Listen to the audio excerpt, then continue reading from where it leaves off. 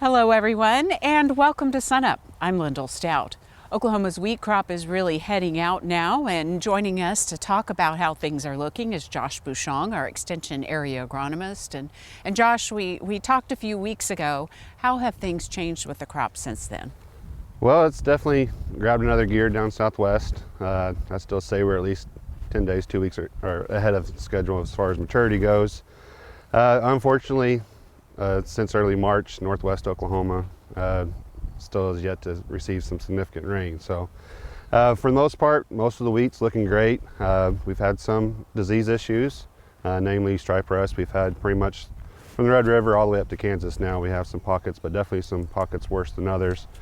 I've seen a lot of fungicides go out in southwest Oklahoma, so it was really good to see farmers actually get reports of disease in the area and take action, so that was really good to see. You can definitely find the fields that haven't been sprayed for a fungicide. But the stripe rust, we've already had some field tours already, looking at the varieties, especially even here.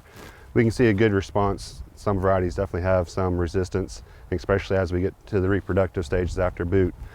Some varieties have more tolerance or resistance to that stripe rust. For the disease pressure that you mentioned, are there treatment options, or does it depend where you are in the state? So like a lot of our crop protective products, especially with fungicides, it's more of a preventative measure. But we can use to treat when we do have incidents of those diseases.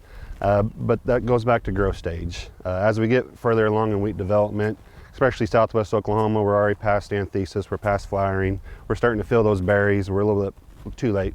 But as we get to some areas, whether they've been heavily grazed, they might be a little bit further behind maturity. Some late sown wheat after double crops, they're still just coming out of boot stage, so we might have some opportunities there to protect them with the fungicide. But for the most part, we're getting towards the tail end of protecting that crop with the fungicide. What are you seeing and hearing in terms of insect pressure? Over the whole spring, we have a few instances where we had some mites coming out of winter. Those kind of went away.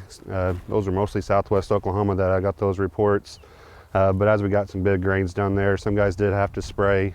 They used mostly group 3 products to get on top of those.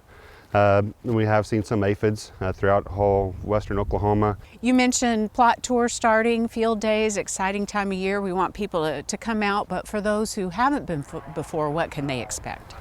We have a very in-depth schedule we can find online. We'll share it on SunUp. SunUp's website, but we have a lot of county field tours where we have some simple demonstrations, just the varieties, but we also showcase some of the actual replicated trials. But it's great to see across western Oklahoma the varieties performing different in different areas. Like I said, we've already started a little bit, but we'll really kick off here in May. We have a lot more field tours and also some field days like our kind of our big one in Lahoma we always look forward to. But as far as what to expect, like I said, we'll go through the wheat varieties. We'll also get some updates from any state specialists that might attend individual plot tours. I'll give kind of a crop update, what we're seeing around the area, what to look out for, talk about weeds, insects, disease, and like I said, we'll walk through those varieties.